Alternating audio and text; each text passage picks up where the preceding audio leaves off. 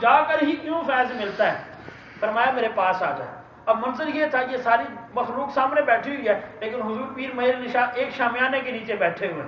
آپ نے اسے پاس بلایا، جب پاس آیا فرمایا یہ بتا پہلے جب دور تھا تو تجھے دھوپ لگ رہی تھی؟ اس نے کہا ہاں جی حضور دھوپ تو لگ رہی تھی۔ فرمایا اب کیا عالم ہے؟ کہنے لگا اب صاحب ہوں، اب دھوپ نہیں لگتی ہے۔ فرمایا کیا صاحبان تیرے لیے لگا ہے؟ کہنے لگا نہیں حضور آپ کے لیے صاحبان لگا ہے۔ فرمایا بلا تشبیہ بلا تمثیل، اللہ رحمت اپنے بندوں پر ہی نازل فرماتا ہے، لیکن جو ان کے پاس آ جاتا ہے پھر رب اسے بھی رحمت عطا فرما دیتا ہے۔ جو ان کے پاس آ جاتا ہے رب پھر اسے بھی وہی برکتیں عطا فرما دیتا ہے۔ بے شک برکتیں نازل تو اللہ والوں کے لیے ہونے والی ہیں، لیکن جو ان کے پاس آ جاتا ہے، جو ان میں آ کے شامل ہو جاتا ہے، ہم قوم لا یشکا جلیسہم، اللہ کے رسول فرماتے ہیں یہ ایسی قوم ہے، یہ وہ قوم ہے کہ جن کے پاس بیٹھنے والے کو بھی اللہ بدبخت رہنے نہیں دیتا ہے۔ کیوں؟ یہ وہ لوگ ہیں جنہوں نے اللہ کے ذکر کو اپنا شعار بنا لیا ہے، یہ وہ لوگ ہیں جو صبح و شام اللہ کا ذکر کرتے ہیں، اللہ کی رحمت، اللہ کی طرف سے رحمتوں کا نزول ہوتا ہے، اور اللہ اپنے تقویٰ کے بعد حکم یہ دیتا ہے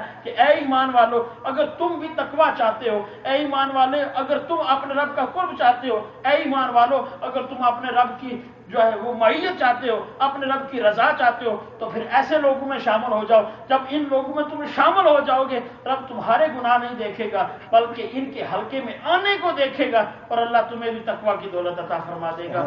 یہ اللہ کے بندے جن کے ساتھ اللہ نے معیت اختیار کرنے کا، سنگت اختیار کرنے کا حکم دیا ہے، یہ وہ کون لوگ ہیں؟ یہ وہ لوگ ہیں جو اپنے ہر کام کو، اپنی زندگی کے ایک ایک لمحے کو اپنے رب کی رضا کے لیے گزارتے ہیں۔ تو یہ وہ لوگ ہیں جن کا نعرہ صبح یہ شام یہ ہوتا ہے اللہ محمد 4 یار، اللہ محمد۔ حضور خواجہ فرید نے ساری زندگی یہ کہا اللہ محمد 4 یار، حاجی خواجہ قطب فرید۔ اب پھر اللہ نے بھی لوگوں سے کہنا شروع کر دیا حق فرید یا فرید، حق فرید یا فرید۔ کیوں؟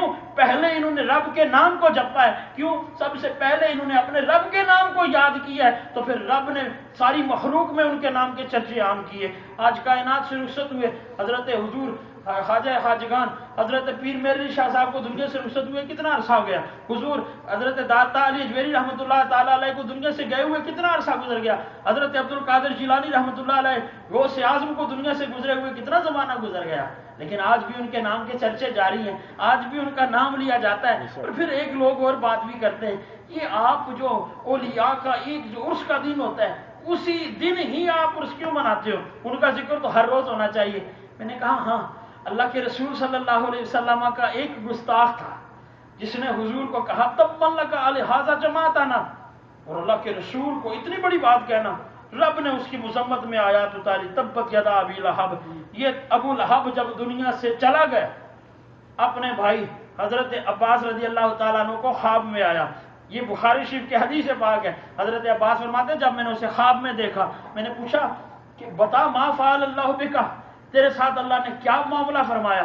کہنے لگا رب نے بڑا عذاب دیا ہے، میں نے اللہ کے رسول کی نافرمانی کی تھی، رب نے بڑا عذاب دیا ہے، لیکن جب سوموار کا دن آتا ہے، لوگ کہتے ہیں دن کی بات کیوں کرتے ہو؟ کہنے لگا جب سوموار کا دن آتا ہے، جس انگلی سے اشارہ کر کے مصطفیٰ کی خوشی میں نے اپنی لونڈی کو آزاد کیا تھا، رب میرا اس انگلی سے مجھے میٹھا پانی بھی پلاتا ہے، اور پھر اس سوموار کے دن اللہ میرے عذاب میں تخفیف بھی کرتا ہے۔ اس سوموار کے دن، اسی دن جس دن اس نے خوشی منائی تھی، اس لیے ہم کہتے ہیں جس دن یہ اولیاء کرام کا عرس ہوتا ہے اس دن ہمیں خاص برکتیں اس دن سے حاصل ہوتی ہیں۔ اور پھر اور کہنے لگے ایک آدمی مر رہا ہے آپ اس کو عرس کہتے ہو، ایک آدمی دنیا سے جا رہا ہے آپ اسے عرس کہتے ہو۔ ہم کہتے ہیں عرس اس لیے کہتے ہیں جب کوئی دولہا بنے، جب کوئی دلہن بنے تو اس دن کو عرس یعنی شادی کہتے ہیں۔ اور جب یہ اپنے سوالوں میں کامیاب ہو کے جب یہ کہہ دیتے ہیں، جب رب فرما دیتا ہے من ربوں کا، اور یہ کہہ دیتے ہیں ربی اللہ، جب رب پوچھتا ہے ما دینوں کا، یہ کہہ دیتے ہیں دینی الاسلام۔ جب رب پوچھتا ہے ما کنت تقول فی حق ھذا الرجل، اس سونی ذات کے بارے میں کیا کہتا ہے، تو جب یہ کہتے ہیں ساری زندگی جو کہتے رہے الصلاۃ والسلام علیکہ یا رسول اللہ، تو پھر رب فرماتا ہے نم کا نومت العروس، اب سو جا جس طرح پہلی رات کی دلہن سوتی ہے۔ تو جس کو رب عروس کہے، جس دن میں اس کو رب عروس کہے، ہم اس دن کو عرس کیوں نہ کہیں، ہم اس دن کو شادمانی کیوں نہ کہیں، ہم اس دن دن کو خوشی کیوں نہ کہیں، کیونکہ میرے اعلیٰ حضرت فرماتے ہیں جب میں قبر میں جاؤں گا میرے حضور تشریف لائیں گے، میں حضور کے قدموں میں گروں گا، فرشتے مجھے اٹھائیں گے تو میں کہوں گا مر کے پہنچا ہوں یہاں اس دل ربا کے واسطے۔ جس دن مصطفیٰ کی زیارت ہونی ہے اس دن کو کوئی غم کہہ سکتا ہے؟ جس دن مصطفیٰ کے قدم چومنے کا اعزاز حاصل ہونا ہے اس دن کو کوئی غم کہہ سکتا ہے؟ اس دن کو کوئی رونا کہہ سکتا ہے؟ اس دن کو ہم شادی عرس کیوں نہ کہیں، اس دن کو ہم عرس اور خوشی کا دن کیوں نہ کہیں؟ کیوں یہ وہ دن ہے جو ان لوگوں کی کامیابی کا دن ہے۔ اور اللہ کے رسول صلی اللہ علیہ وبارک وسلم اس نسبت کے بارے میں، اللہ کے رسول صلی اللہ علیہ وبارک وسلم اس نسبت کے بارے میں آپ کے صحابی حضرت سیدنا فاروق اعظم رضی اللہ تعالیٰ عنہ آپ تشریف فرمائیں، خلافت کا دور ہے، خلیفہ وقت کا بیٹا جناب عبداللہ بن عمر روتے ہوئے آئے، بیٹے کو روتے ہوئے دیکھا، کہا عبداللہ کیا بات ہو گئی؟ کہنے لگے میں باہر بچوں میں کھیل رہا تھا، امام حسین ہمارے ساتھ کھیل رہے، امام حسین نے مجھے کہا تو ہمارے ساتھ کھیل سکتا ہے، حالانکہ تو ہمارے غلام کا بیٹا ہے، تو ہمارے غلام عمر کا بیٹا ہے۔ آپ نے فرمایا میں مانتا نہیں ہوں، مجھے کیا پتا انہوں نے یہ بات کہی ہوگی یا نہیں، جا کسی کاغذ پہ لکھوا کے لا، جا پہلے ان سے لکھوا کے تو لا انہوں نے یہ بات کہی ہے۔